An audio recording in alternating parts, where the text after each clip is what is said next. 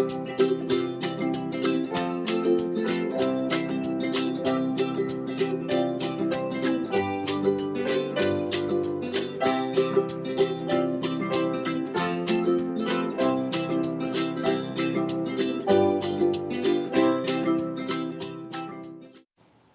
everyone, welcome to Bold Life. I'm Kirsten Haglund and I'm really excited we have a jam-packed show for you today. Bold Life is brought to you by Independent Women's Forum, a nonprofit dedicated to developing and advancing policies that aren't just well-intended, but actually enhance people's freedom, choices, and opportunities. Today we have segments on Black Panther, the movie, which comes out tonight, super exciting, women in film, vegan cooking, yes, you heard that right, and so much more. But before we get to our first guest, remember, I'll be taking your questions live during today's show, so make sure that you leave your comments on Facebook and Twitter, and we will try to get to them as much as we can. All right. Our first segment, let's welcome Melissa O'Neill from Timberline Knowles. She's the Director of Program Development, at Timberline Knowles. And I wanted to bring her on specifically today to discuss a topic very close to my heart. It's a controversy that's been bubbling up over the last week having to do with Weight Watchers and their new announcement that they are going to be offering a diet program to teens for free this summer. That's teenagers aged 13 to 17. They're giving away a diet program to teenagers for free. Why is this so upsetting? Well, that's why I invited Melissa in to talk about this. Timberline Knowles is a residential treatment center for women in outside Chicago for women that struggle with eating disorders and co-occurring issues. And I, as someone who struggled personally with an eating disorder, who have a foundation that works on this, I do community relations for Timberline Knowles. I've been advocating for these issues for years, and this has upset not only me, but the entire mental health and body positivity world. And we talk a lot about body positivity on this show. So that's why I felt like we could not let today go by without talking about this. So let's welcome Melissa O'Neill. Hi, Melissa. Hi, Kirsten. So you wrote a great blog on this issue. And first, if people out there maybe don't know someone who has an eating disorder and they think, oh, diet programs to teens. Well, don't we have a huge obesity problem in this country? Aren't a lot of kids overweight? Why isn't this a good thing? Please, I would never say that, but right. Demystify this for us. Why is this such a problem? Yeah, I think it's so normal. I think we understand to worry about appearance in adolescence in our culture, including body image and weight. But what we know is that given our culture, girls start to worry about their weight and consider themselves fat at such a young age, starting at 6 years old, right? And so when I think about my child who's close to 6 worrying about her weight and how unhealthy that is for her emotional well-being. And then I see women here at TK who've come in struggling with an eating disorder for years, sometimes decades. And in the group, they'll tell us all that they were put on a diet at a very young age. And here they are, they continue to struggle to step away from happiness is what my body looks like, and happiness is numbers on a scale. So it's so concerning. Yeah, it is. And you made a really great point that so much of the time, broader issues and deeper struggles with eating disorders often begin with a diet. That's how mine started. And so giving these girls that idea even younger is such a bad one. The other thing, and you wrote about this in your blog, which I think is so important, is that, yes, there are negative consequences for being overweight or obese, whether or not that's a function of someone's actual diet, meaning what they eat, or a function of their thyroid or other genetic factors that they can't control. But there are also serious health consequences to dieting at a young age. Talk a little bit about those, just plain biological. Right. So we know that, of course, food is about nutrition, nourishing our bodies, and we know that fat plays an important role in brain development. So, of course, inside an eating disorder, fat becomes bad. And so here we are with a young person in really important phases of brain development who's not getting some of the essential nutrition needed. There's some research that suggests that serotonin is linked to carbohydrates. And so, again, another thing inside an eating disorder that we really start to see as bad, that it equates to serotonin, which is a happy chemical. So we're missing out on so much emotional health and brain development when we're depriving our bodies of what it needs. Yeah, it just really makes me so upset. But, Weight Watchers is a company they're in this essentially to make money. Now, they're offering the programs to teens for free, but you point out very rightfully that the diet industry is a $6 billion industry. And if they get teenagers hooked on their program, even if it's just about health and wellness, if that's how they're marketing it right now, to begin with, they're basically feeding those people right into their Weight Watchers program. It's basically a built-in market for them. Is this, in your view, more about marketing and more about money rather than health and wellness? Yeah, I think it has to be. It's surely not a recognition of the population as a whole and all of the needs that our children have. So I think we've got to be looking at some capitalism at its finest here. Yeah. Melissa, thank you so much. Sorry that had to be so brief, but really appreciate your expertise and all the great work that you do in treating women who deal with these issues. And we all know that when people do get treatment and they get into recovery, they can live healthy, free, productive lives free from dieting. You don't have to diet to be considered a woman, an adult, or worthy. So, Melissa, thank you so much for joining us. Really appreciate you.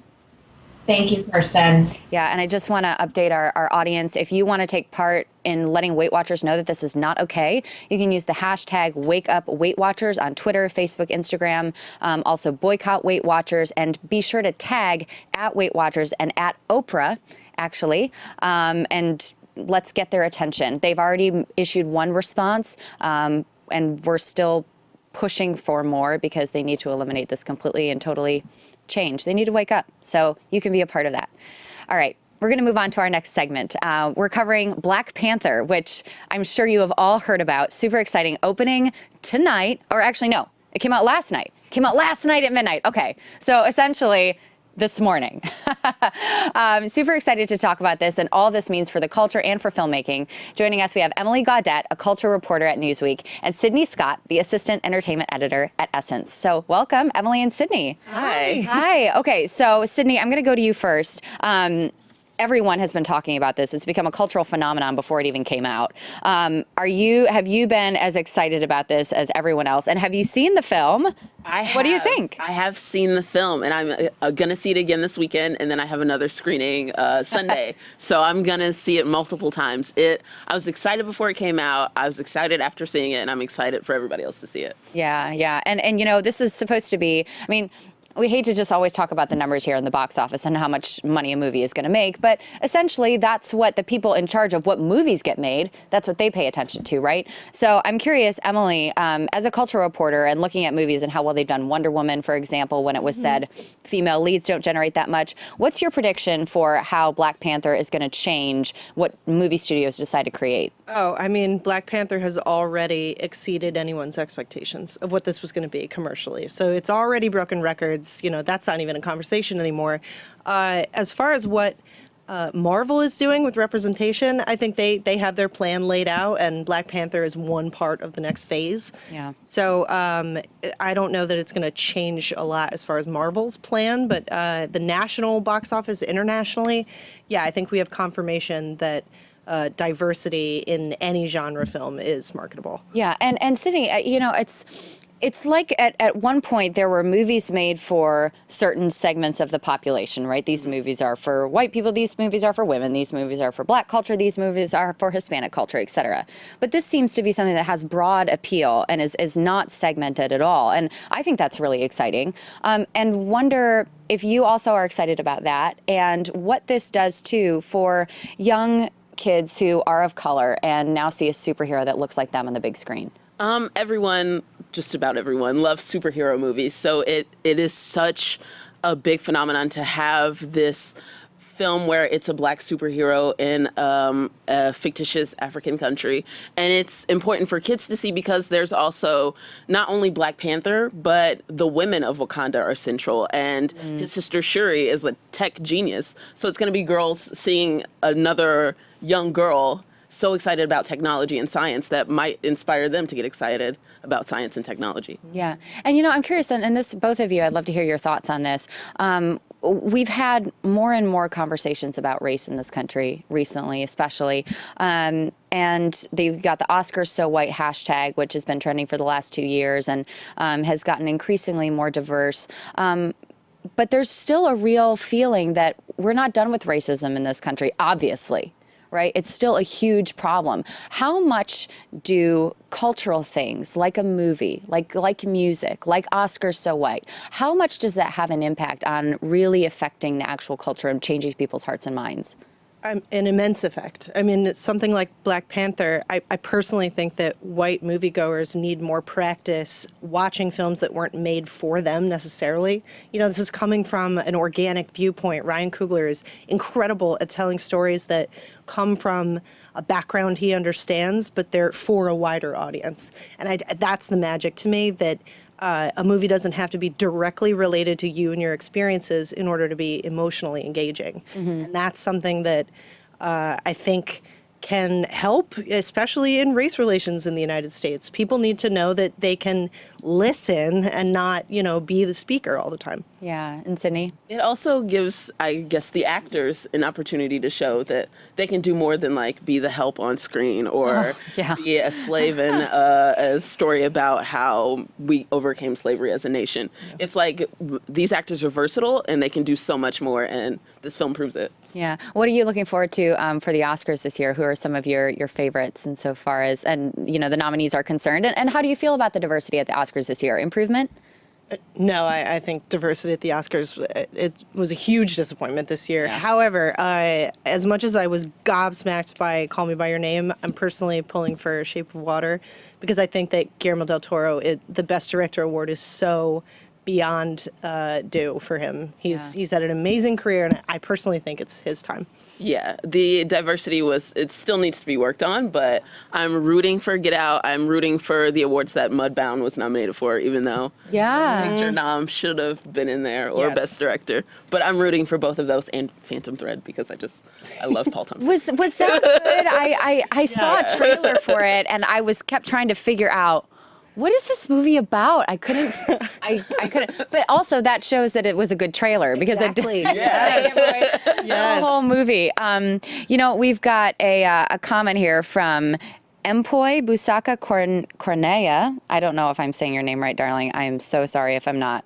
But they say Black Panther is a superhero movie. I watched it in Kenya during the launch. Ooh, Lupita Nyong'o, even Raila Odinga could not resist it. That's exciting, very exciting, making an impact all over the world.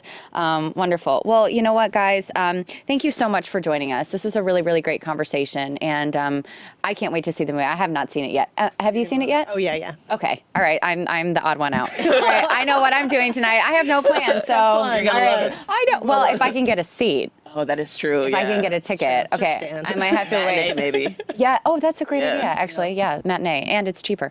All right. Thank you guys so much. Such a pleasure to have you on. Thank you. Thank you. All right, let's continue to our next film discussion. Our segment is coming up on women in film, and we're going to welcome Rachel Simon. She's going to talk about female representation in the film industry. She's the movies editor at Bustle, so the perfect person to talk about this. So, Rachel, welcome to the show. Thanks so much for having me. Yeah, so exciting. So I'd love to chat with you about this, a really great interview that you were able to have with Beanie Feldstein from Lady Bird, if people are not sure. She's the star, she plays the friend.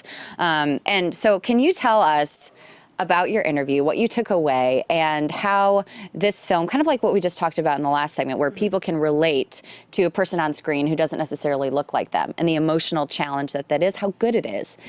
How this film kind of does the same thing with women. Oh, absolutely. I mean, Lady Bird is, just to put it simply, an incredible movie. It's my favorite of the year. I know that many people feel the same way.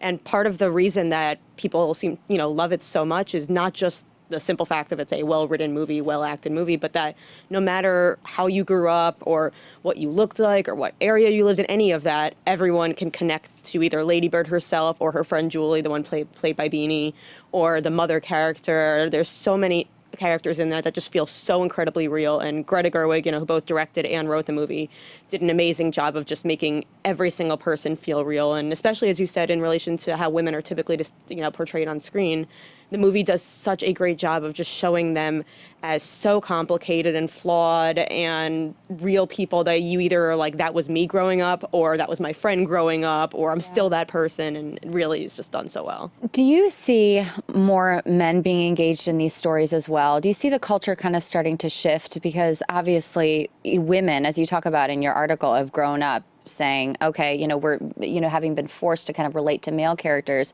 Do you see that actually, obviously that would be our hope, right? That men can relate to female characters as well. Do you see that cultural tide shifting? What's your view as someone who writes about this on a daily basis? Well, I think it's shifting, but not in the sense that men weren't before able to relate to these characters. I think that there have been many female-led things over the years that boys and men have completely related to. I mean, just go back a couple of years, something like The Hunger Games was a massive success. Bridesmaids, the audience was, both men and women. I mean, going back, many years earlier to that, there were so many things with female protagonists that men could relate to. But I think what we're seeing now is the numbers backing it up and studios realizing finally, late, but better late than never, that, hey, we can put something with women front and center. And sometimes, like in the case of Lady Bird, a woman behind the scenes too, making it happen, and say we can actually see this resonate with audiences, men and women alike. Right, and talk about that.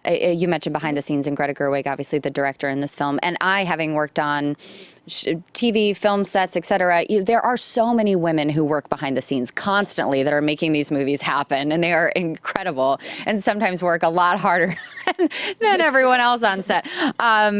But talk a little bit about the hashtag Acknowledge Her More, which Bustle is working on, and kind of the drive to recognize the women behind the camera and behind the scenes as well. Yeah, well, this is an initiative, that we're all so proud to be a part of, because it's something that we are doing all throughout award season. It's our award season pledge that, as you said, is really all about just honoring and acknowledging the women who are working behind the scenes, whether that's as directors, writers, producers, and in roles that don't often get as much recognition, cinematographers, editors, costume designers, you name it. PAs. Seriously. And one of the ways we're doing that is we're doing actually a large survey right now. We're talking to women at all different levels of stages. We have some, very well-known directors and writers involved, and some people who are just starting out in the industry, and everywhere in between, just giving their take on what it's like to be a woman in their industry, what their experiences have been like, what they think people get wrong about being a woman there, because we want to really shed light, not just that, hey, this is a problem that there's such a gender imbalance in the industry, but that actually there's also been a huge number of women who are doing incredible work behind the scenes that just don't get enough recognition. Yeah. Do you think that, sometimes when we talk about women CEOs and women in corporate America, there's this challenge with women who have made it in previous generations, that there's a struggle with, hey, you need to work as hard as I did and claw your way to the top. And this kind of feeling of, I'm maybe not going to take you under my wing or mentor you as much because you need to do and work as hard as I did and really suffer the same sacrifices. Do you see that in the film and arts industry as well, or do you see a different culture? I'd be wondered if that transitioned. I think there might be some women who feel that way, but what I've been seeing is so many women who are purposely taking other women under their wing. Especially, you have someone like, Ava DuVernay, the director. She is doing an incredible job of not just, being a mentor figure to other women, but women of color specifically, and saying, hey, I was given this incredible opportunity that isn't given often enough to women of color, so I'm going to open the door for someone else. And I think people right now are really doing all they can to open those doors, because everyone recognizes how hard it is and how so much of it has to do with who you know and who's willing to take a chance on you. Yeah. So outside of the studios and everyone else that is, casting and making decisions about who gets placed where insofar as in front and behind the camera, what can viewers do at home, just that your average everyday consumer of entertainment, to promote these things, to say, I support this, I want to see more movies like this? I think it's as simple as just going to the theater and, putting your money where your mouth is. It's, something like Lady Bird, for instance, it could have, if it didn't make the money that it has made, and it's made over $40 million right now, which is a huge amount for what its budget was in that type of movie. If it hadn't made a lot of money, and it would have been the kind of movie that people said, damn, great movie, but no one saw it, and then it would have given studios an excuse to say, even if it was completely unfair, gee, female-led movies or movies directed by women don't do well. But people actually going to the theaters, telling their friends about it, saying, hey, this is something you should support, is a huge deal. And that's not even just theaters, it's streaming now too. You take something like Mudbound on Netflix, directed by Dee Rees, is a great movie that doesn't get a huge amount of acknowledgement, but directed by a really talented woman who deserves to have people see her movie. Yeah. Okay. So last question. Any movies coming up?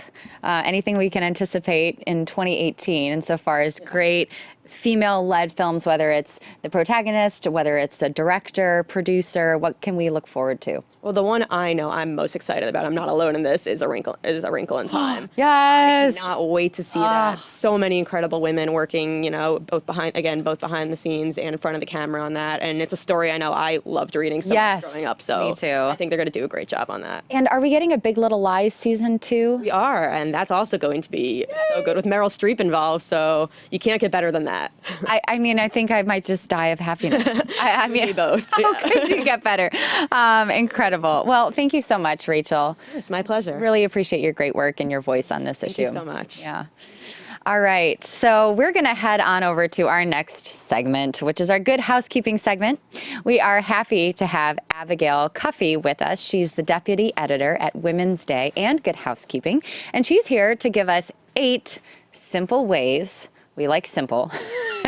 We like under 10 ways to improve your health this month. So Abigail, welcome to the show. Thank you for having me. Yeah, so before we dive in, why don't you tell us a little bit about what you do at Women's Day and Good Housekeeping? Sure. So I handle the health content.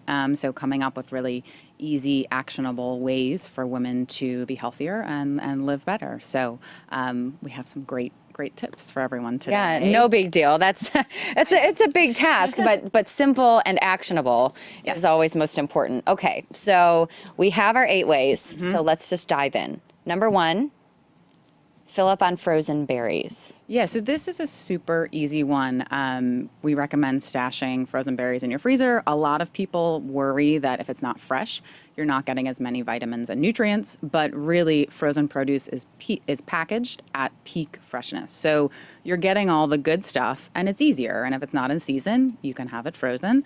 Mix it with oatmeal, Greek yogurt, whatever it is. And there's all sorts of good stuff in there, vitamin C, fiber, all the things that are really important to stay healthy right now. So don't be afraid of frozen. Go frozen. Yeah, and you can just dump them right from there into a smoothie, right? I mean, Totally. super easy. Yep.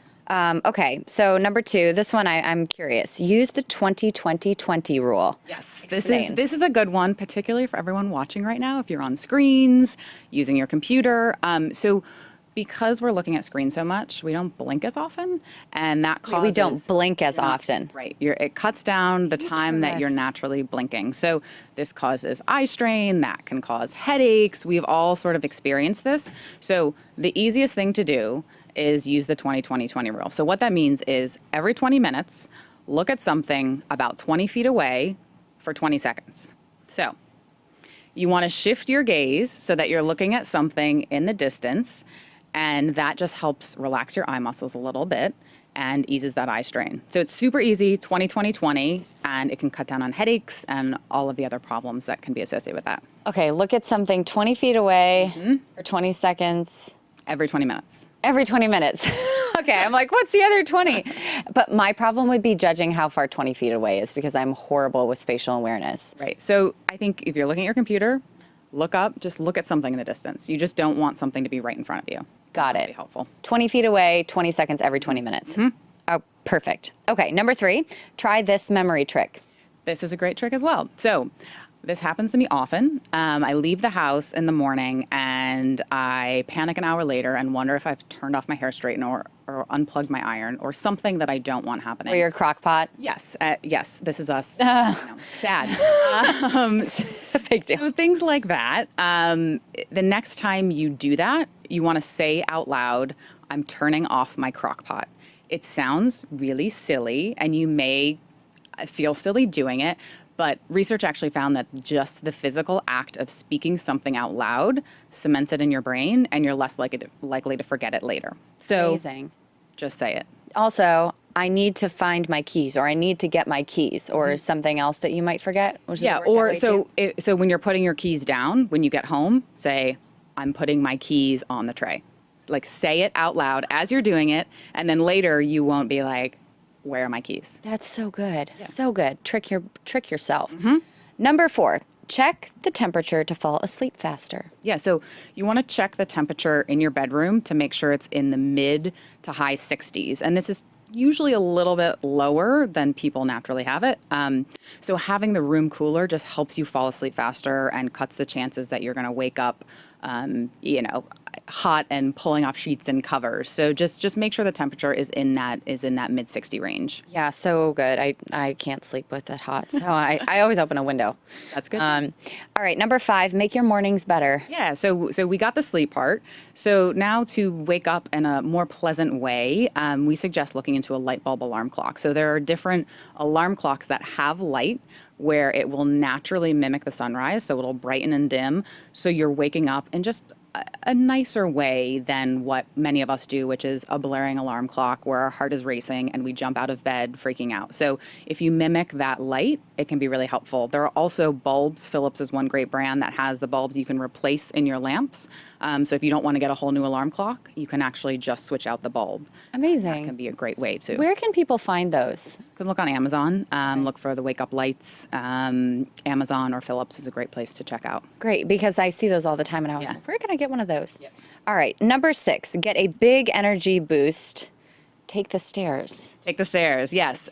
So if you are hitting that mid-afternoon slump, which many of us do, instead of grabbing coffee or going to the vending machine, find a flight of stairs. Research actually found that women who ran up and down the stairs for 10 minutes got a bigger energy boost than those who had the caffeine equivalent of a can of soda. So that's a big deal. So natural, active movement makes you feel better, and it was actually more effective. So just find stairs and go for it. Go for it. All right, number 7, swap out your music for audiobooks to stay motivated. So another study, this is really interesting. This is a great way for people to find more motivation to hit the gym. So another study found that exercisers who saved an audiobook were 51% more likely to work out than those who didn't. So these are people who are already exercising, but just having that audiobook ready to go made them so much more motivated to go to the gym. So interesting. Yeah, you're in a story, you're engaged, you want to get back into it, and hey, you're on the treadmill too at the same time, but it makes it easier. Such a great idea. Oh, okay, and the last one, take back your lunch break for your health. Yes. Only 1 in 5 Americans actually takes a lunch break. I think we've all been guilty of that, but it can make such a difference just on how you feel. So no matter what, just try to take a quick break. Make it a point to do that this month, even if it's a minute of walking outside instead of eating at your desk. So we're encouraging people to take back their lunch. Yeah, and also I can think that goes along with the trend that so many, I forget exactly what the statistic is, but so many Americans finish their year with unused vacation days. Similar concept. Totally. Take your vacation days. Take your vacation days. Take your lunch Take break. your lunch. Take a break. That's what it's there for. It increases productivity. You feel better. It's better all around. So. Amazing. So good. And I love that these are 8 ways to boost your health, and they don't just have to do with food and exercise. It's sleep. It's time for yourself. It's music, it's memory, and 20 feet away every 20 minutes for 20 seconds. Yep, easy. Got it. Right. Amazing. Abigail, will you so come much. back, I please? will. I would love to. Wonderful. Thank you so much. Really you. appreciate your time. All right, so we are wrapping up the Good Housekeeping segment with some very, very helpful tips. We're going to go and move on to our next segment, which is brought to you by one of our bold partners, the Independent Women's Forum. We have our friend Julie Gunlock, who's with us. She's a senior fellow at IWF and the director of IWF's Culture of Alarmism project. So, Julie, welcome. Do we have Julie? We don't have Julie yet. All right. Well, we're going to talk with Julie about this culture of alarmism as it relates to parenting. I'm not sure if many of you have seen the Peter Rabbit movie yet. It's a kids movie.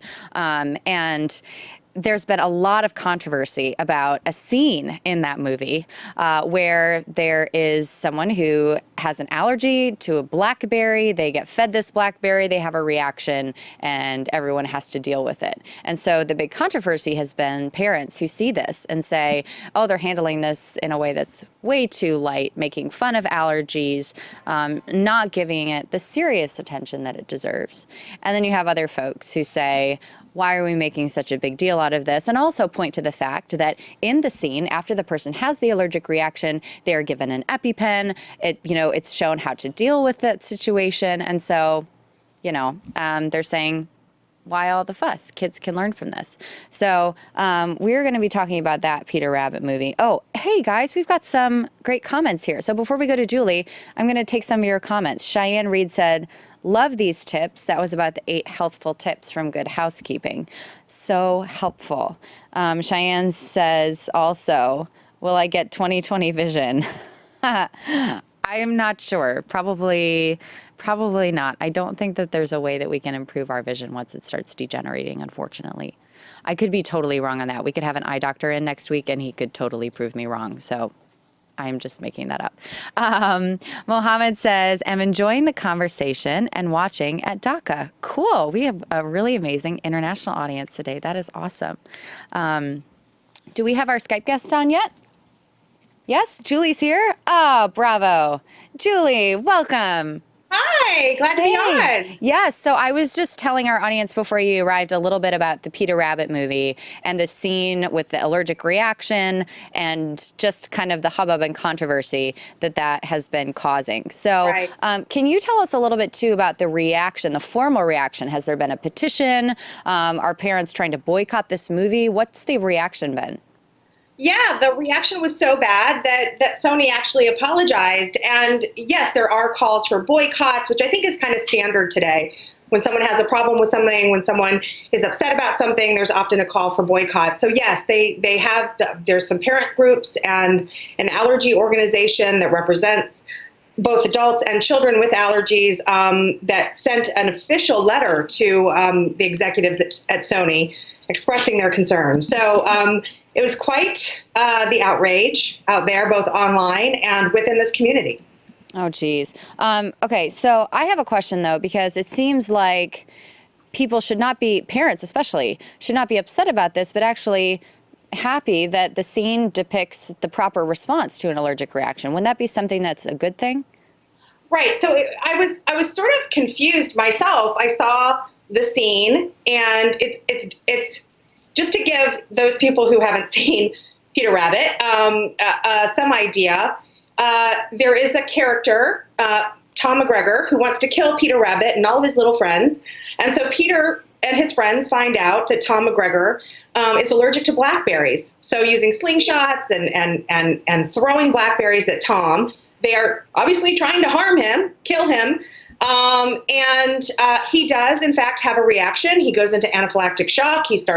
He turns red, he starts convulsing, and he's able to shoot himself in the leg with an EpiPen and then recovers. So they're very upset about this, and they said that it sort of dismisses the importance of food allergies and that it encourages bullying using food for those children who suffer from allergies. But in some ways, I have to say that I thought the scene properly depicted what can happen. I mean, just how dangerous food allergies are. The reaction can be deadly.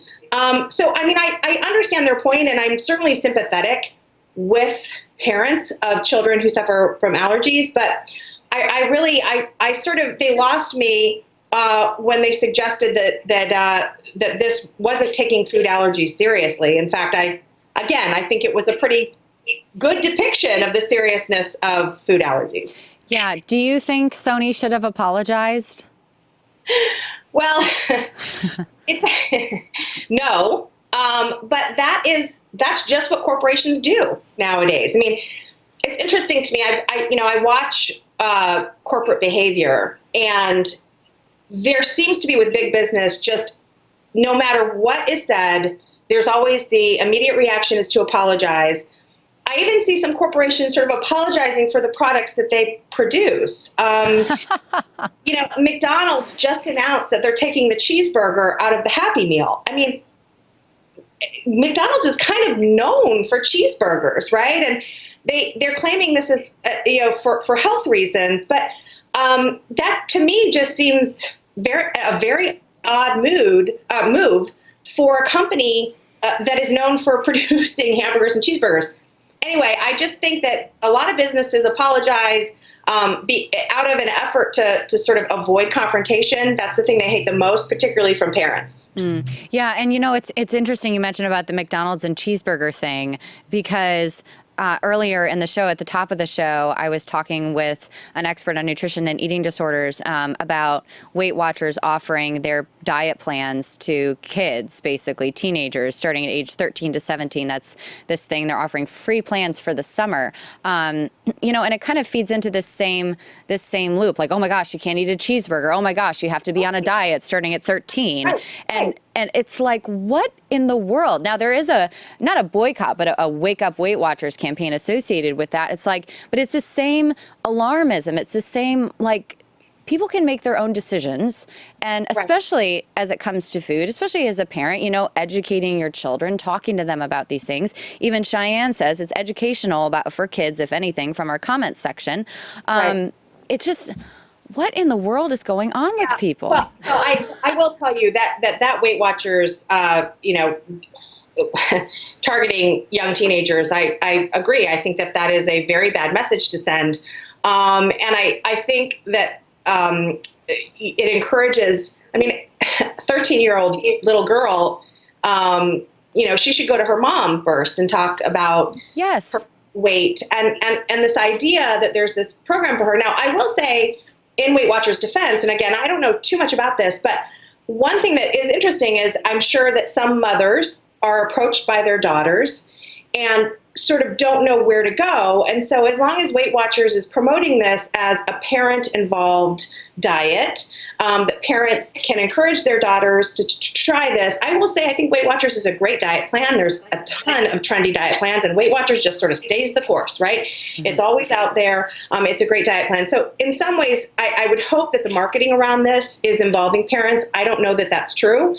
That seems like a good option because, look, I think that there are some young girls who have gotten into some bad eating habits and are probably looking for programs that are good and healthy. And of all of them, because we know there are some really dangerous diet trends out there, of all of them, I think Weight Watchers is probably the better one to try. Yeah. You know, I'm wondering, because Peter Rabbit has been such a controversial thing, parents might be looking and asking, what is a good movie, kids movie that's come out recently or is coming out in the future that you think is a good one?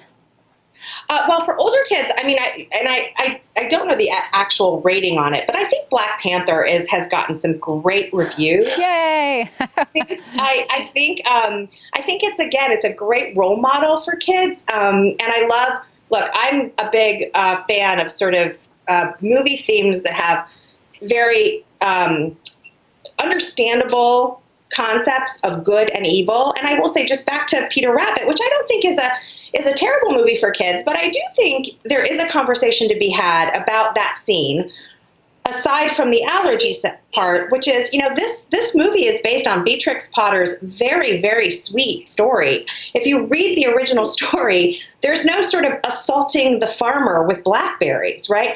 So I do think that sometimes Hollywood tends to take these very sweet stories and sort of Tarantinoize them, where, suddenly Peter Rabbit is assaulting Farmer McGregor. Now, that might be funny by today's standards, but I don't know that Beatrix Potter would really agree with that. When it comes to Black Panther, this is a movie that obviously it's an action film and it's designed that way. It's after, this is the way the comic book is written.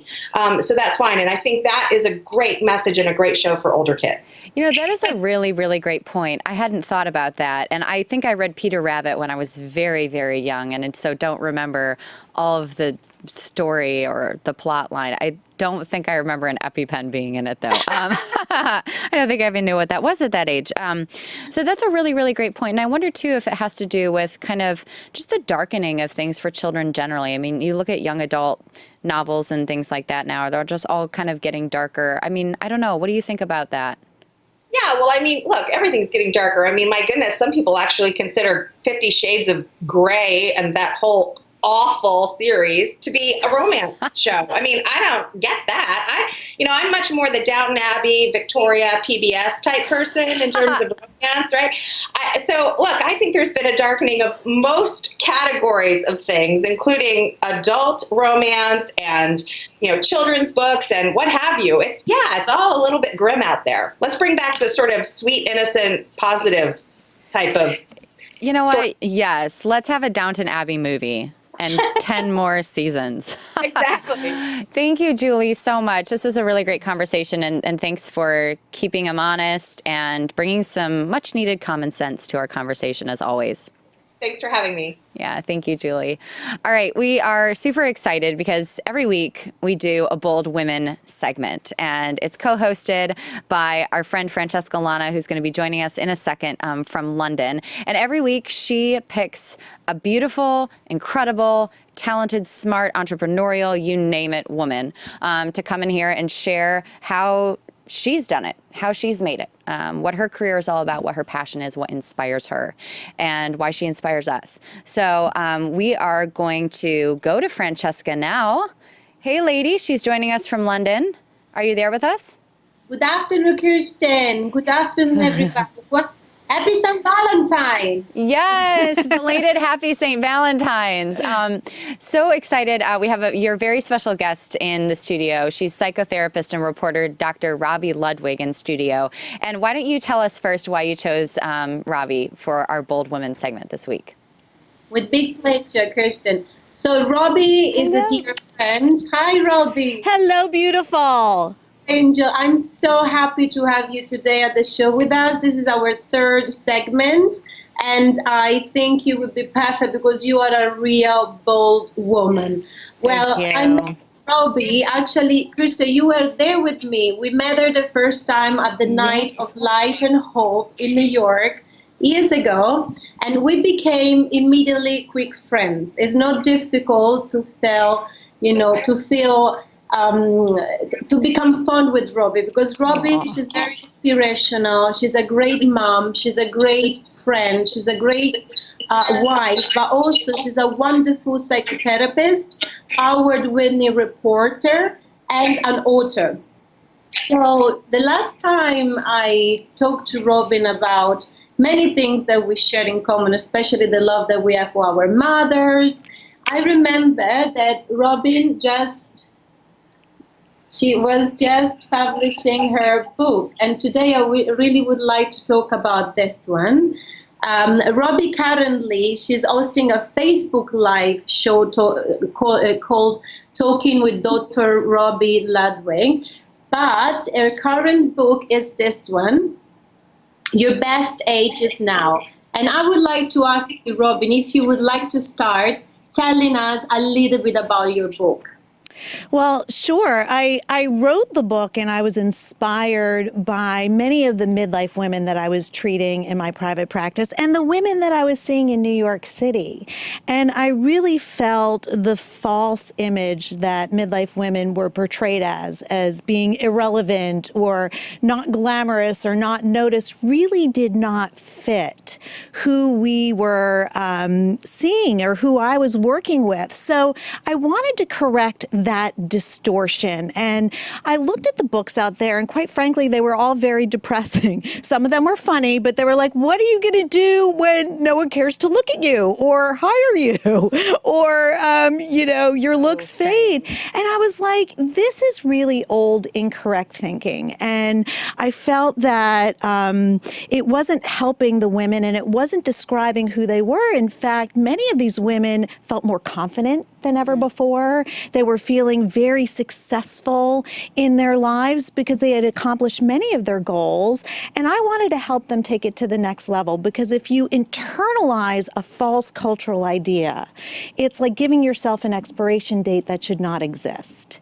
And so I started to look at the new studies out there. And the new studies, fortunately, were confirming what I was seeing in my private practice. People can find great love at any time. People can find great success at any point of their lives. And so I wanted to highlight that idea with the new research so that new information could be out there, because really the science is showing we're living much longer.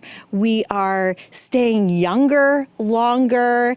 And so I wanted people to have mentors out there in midlife who were already living exceptional lives and, to be people that could give advice. And we have great people in here. We have Kathy Lee Gifford. We have Hoda Kotb. This was before she adopted her daughter. So she also is showing that midlife is this new time. But really, science has been a game changer. And so it's changed all of our lives. And so I'm proud of this book because it's inspired women to think differently about themselves and differently in a more accurate way. It's not just positive thinking, although I think that's important, but it's more accurate, optimistic thinking based on the science. What do you think? Yeah, go ahead, Francesca. Yeah.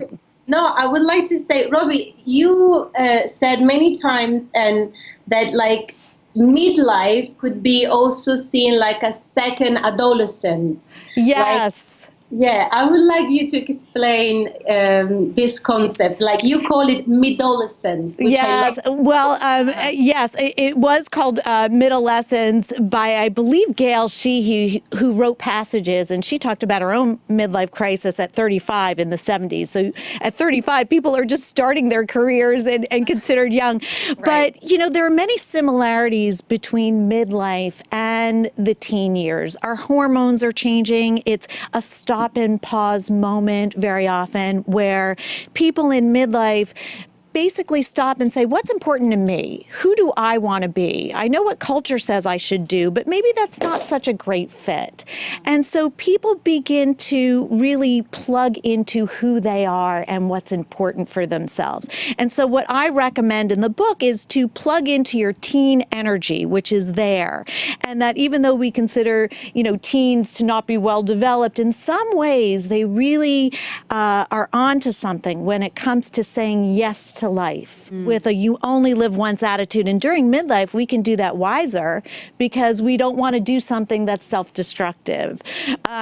So it's saying yes to life. It's getting in touch with your creative energy. It's basically asking yourself, who do I want to be? What's important to me? And it's living life creatively. It's valuing your peers and getting inspired by them. So I really feel the key to living an energized, youthful, successful midlife is plugging into the adolescent component that's already a part of your psyche. And many people ask the question, what would your older self tell your younger self? My older self would tell my younger self, get smart with money.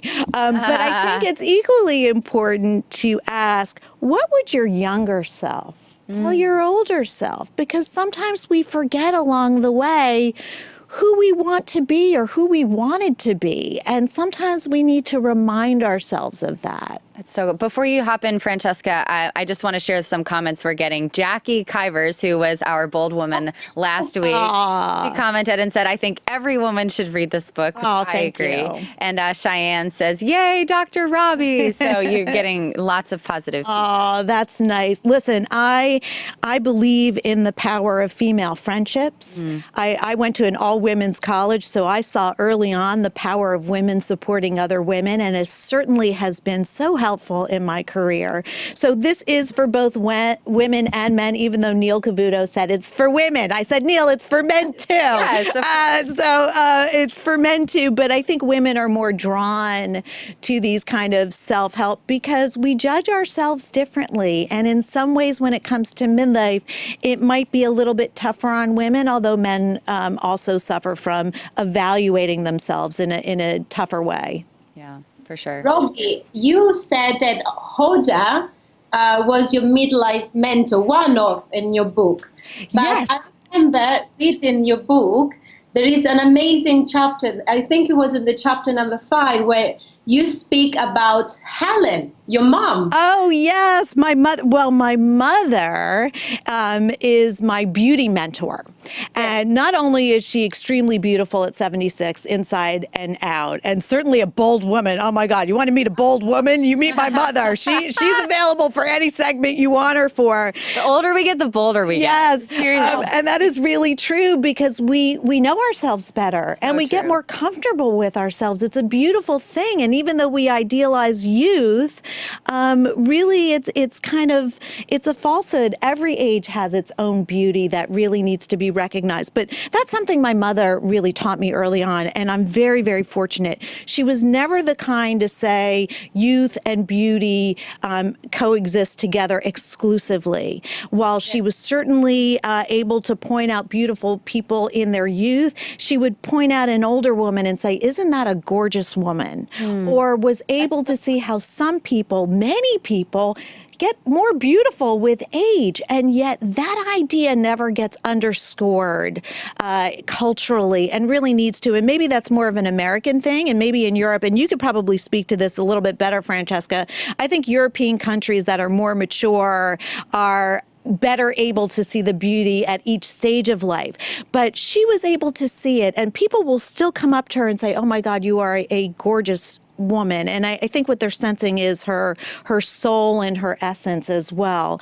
So I was very fortunate to be raised with that idea where you can get more beautiful as you get older. It's not like it's something you're leaving behind. And it's a wonderful gift because we no longer look at youth as the only place where good things happen. Because if that's the case, why get older? I mean, it's it's a very self-destructive idea culturally, because if we tell people that their only value is up until a certain age, then we're all missing out. We're missing out on the wisdom that people have to offer us. We're missing out on the mentors that are out there and the beautiful people that exist at every stage of life. So, that's why my mother was my beauty mentor. Yeah. She was also my most difficult editor, but that's an aside. I love it. Francesca, we have time for one more question. What would you like to ask Robi?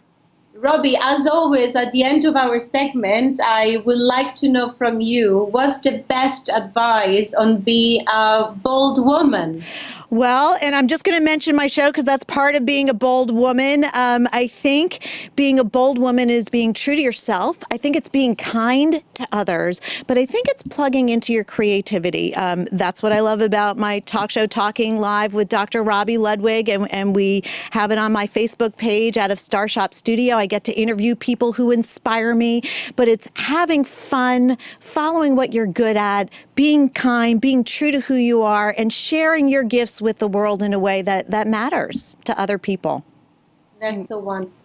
Incredible. Thank you, Francesca, for bringing Dr. Robi to us. So appreciate it. And I hope you'll come on my show, you and Francesca. I'm saving a that. space for you guys. Would absolutely love it. Okay. It's Talking Live with Dr. Robi Ludwig. And where can people find it? They can find it on my Facebook page, Dr. Robi Ludwig, and it's on Talking Live with Dr. Robi Ludwig on Facebook as well. It's out there. Just Google. You'll find it. Perfect. Thank you so much for being with us. And Francesca, once again, thank you, darling.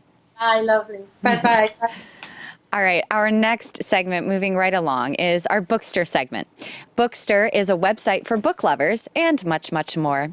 I'm excited to welcome our author, Dustin Harder. He's also known as the Vegan Roadie. Hi, Dustin. Hey, how are you? Hey, well, I am good and super excited to talk to you. Yeah, because I have lots of friends who've been going vegan recently, and I can't wait to hear how to make it more tasty. Yeah, of course.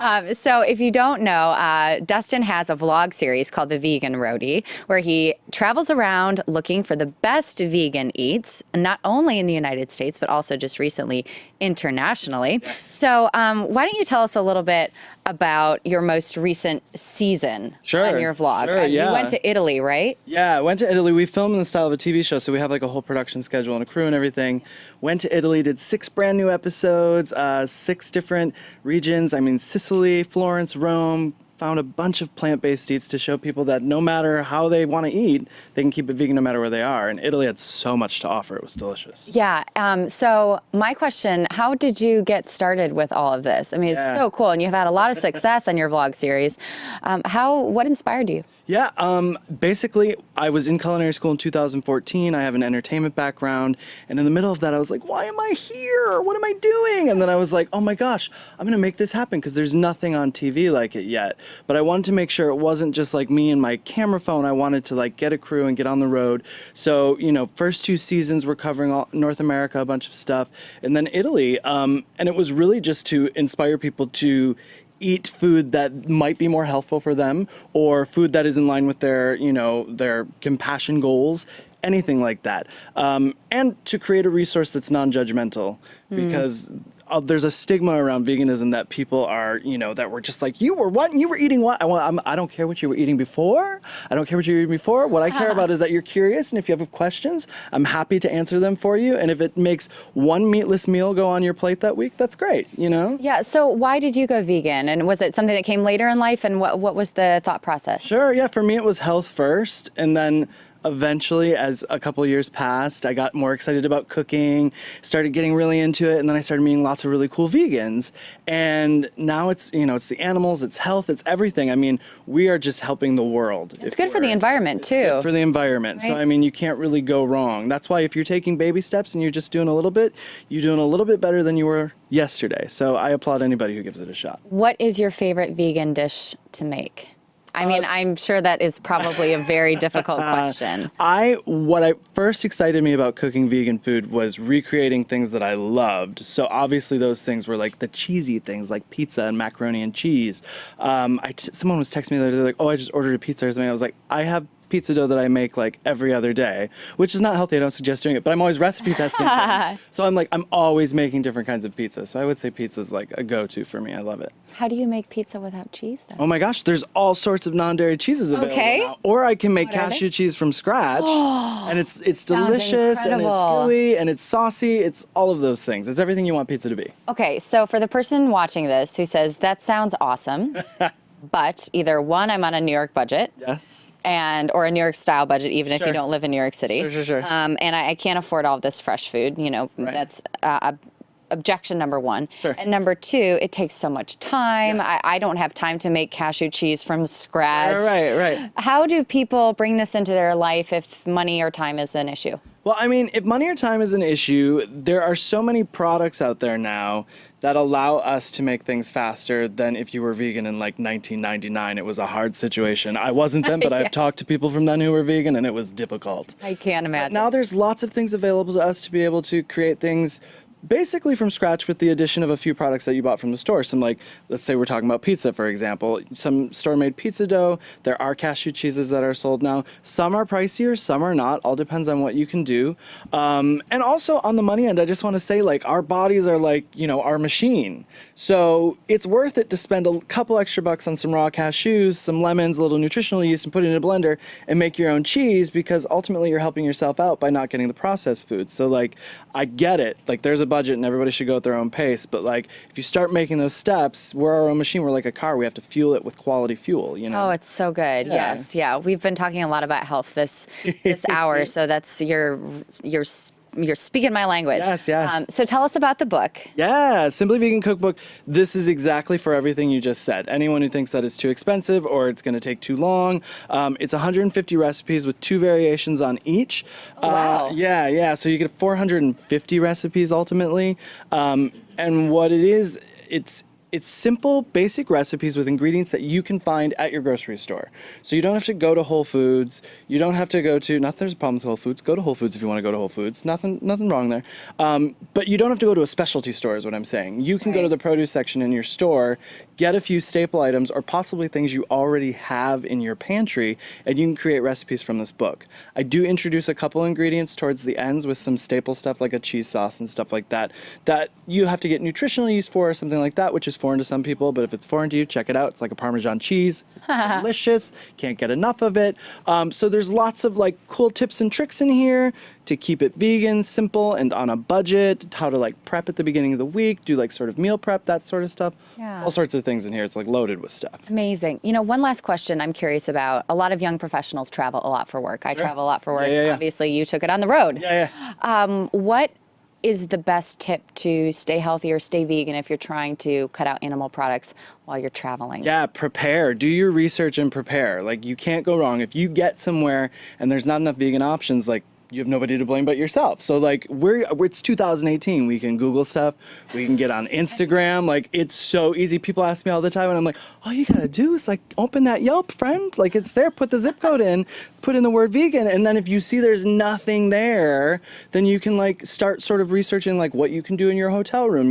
Like, is there a smoothie shop nearby that's not necessarily labeled vegan? So you can at least get some like fresh green salads and maybe a green smoothie if you're really trying to keep it like lean and green, A lot of places, I was just talking to a friend who's here with me, a vegan place just opened in Lexington, Kentucky, her hometown. So like, amazing. That's great. Like, it's starting to happen. So there's a lot of options. That's why you should do research too. If you're traveling for work, there's lots of things to get excited about. If you're thinking about being vegan or trying vegan food, lots of great places to try things, and the food just keeps getting like better and better. It's amazing. You're right, it does. And your cookbook is definitely going to help that as well. Yes, for sure. So yeah. people can find it on Amazon, I would imagine. You can get it on Amazon. You can go to veganroadie.com. You can also get it there, but also head to Amazon, Simply Vegan Cookbook. Yeah, for sure. All right, perfect. So veganroadie.com and check out the latest season from Italy. Please. Perfect. Dustin, thank you so much It for was a coming. We pleasure. appreciate Yeah. it. Yeah, and good luck with everything. Thank you. Yep.